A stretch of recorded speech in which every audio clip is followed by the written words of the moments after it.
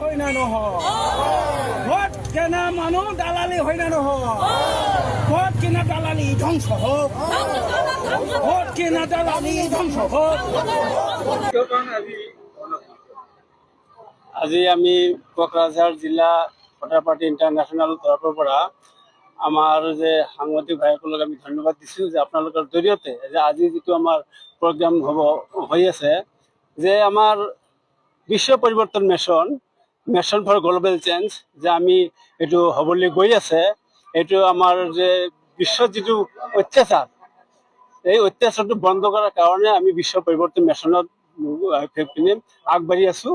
যে আমাক পৰিৱৰ্তন লাগে, যে খালি আমাৰ এই দেশত যিটো জ্বলন্ত সমস্যাবোৰ সমাধান কৰিবলৈ হ'লে বিশ্ব পৰিৱৰ্তনৰ দৰকাৰ আছে, যাৰ কাৰণে ভোটাৰশ্বিপ আৰু আমাৰ দাবী লৈ আমি আজি ধৰ্ণা কাৰ্যসূচী ইয়াত আৰম্ভ কৰিছোঁ।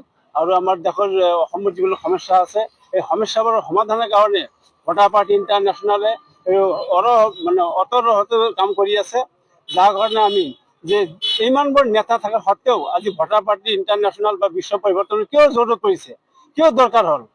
দৰকাৰ এইটো হ'ল যিমানবোৰ নেতাৰ জন্ম হৈছে 1960 চনৰ পৰা আজিলৈকে যিমানবোৰ নেতাৰ জন্ম হৈছিল, কিন্তু সেইখিনি নেতাবোৰে দেশৰ কাৰণে কোনো কাম কৰা নাই, যাৰ কাৰণে বিশ্ব পৰিৱৰ্তন কৰিবলৈ বাধ্য হৈছে আৰু ভোটাৰ পাৰ্টিৰ জন্ম দিয়াৰ এইটো বাধ্যতামূলক হৈছে।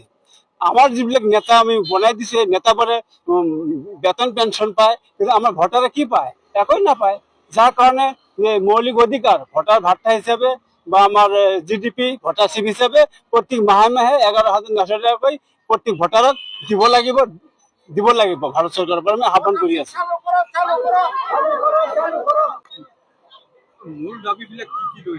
মূল দাবী আমাৰ এইটো যে ভাৰতৰ সমস্যা বহুত আছে, দাবীটো এটা নহয়, সমস্যা ভাৰতৰ যিমান সমস্যা আছে কেইটা কম আপোনাক, যেনেকৈ মূল্যবৃদ্ধিৰ সমস্যা আছে, বেৰোজগাৰৰ সমস্যা আছে, আৰু উচ্ছেদ বেতনৰ সমস্যা আছে, NRCৰ সমস্যা আছে, ভোটাৰৰ সমস্যা আছে, সমস্যাৰ কোনো অভাৱ নাই, সমস্যা বহুত আছে।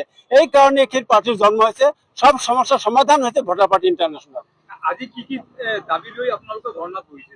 আজিৰ দাবী হৈছে আমাৰ যিটো ভোটাৰশ্বিপ অভিযান, আমাক প্ৰত্যেক মাহে যিটো চাউল চেনি যিটো দি আছে অসম চৰকাৰে, এইটো চাউল চেনি আমাক নালাগে, আমাক লাগে প্ৰত্যেক মাহে 11,900 টকা। এইটো দাবী লৈ আমি আজি আহিছোঁ। আৰু যিবিলাক মানে আমাৰ দেশত যে মূল্যবৃদ্ধি হৈ আছে এই মূল্যবৃদ্ধিটো ৰোধ কৰিব লাগে, এইবিলাক দাবী। আৰু আমাৰ যিটো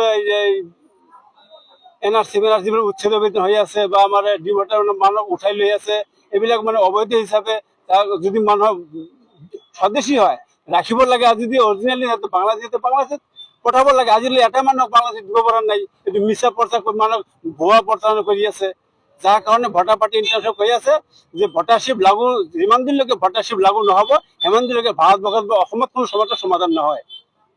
আমাৰ মাহিলী এইটো হৈ যাব, সদায় হৈ থাকব মাহিলী যিমানলৈকে ভোটাৰশ্বিপ এতিয়া মাহিলী আমি কি কৰি লৈছোঁ ধৰ্ণাটো ডিষ্ট্ৰিক্ট অফিচ সন্মুখত আমি সব সময় কৰিম। মাহিলী আমাক ভোটাৰশ্বিপ লাগে, ভোটাৰশ্বিপ নহ'লে আমি ৰেষ্ট নকৰিম। আৰু সদায় আমি ভোটাৰশ্বিপকে লাগে বুলি GDP 50-50 লাগে বুলি এইটো ঘোষণা কৰিছোঁ। তাক লৈ আমি সমগ্ৰ ভোটাৰ ইউনাইট হৈ আমি আহিলোঁ আজি, আৰু সদায় হৈ থাকিব এইটো কামনা কৰি আপোনালোকক মই বিদায় দিছোঁ। প্ৰত্যেক মাহতে কিবা ডেট ফিক্স কৰিছে নেকি? প্ৰত্যেক মাহত কোনটো দিনত আপোনালোকে বা কোনটো তাৰিখত কৰিব? ডেট ফিক্স কৰা নাই, মাহত কৰি থাকিব।